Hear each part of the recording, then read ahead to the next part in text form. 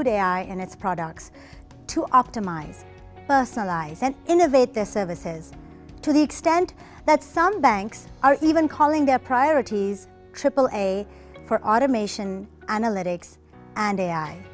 And the reality for some banks is not far from this goal, as Standard Chartered revealed that the number of projects in AI in the bank multiplied more than 10-fold between 2016 and 2017.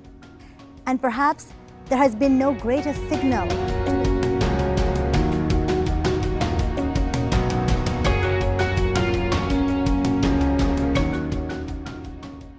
The second big challenge is that human language turns out to be contextual. Just because you understand the grammar and the syntax doesn't mean you understand the meaning. And understanding the meaning needs a lot of external context. You need to understand the culture of the person you're talking to, because this will definitely have an impact on what the person is saying. But you need to also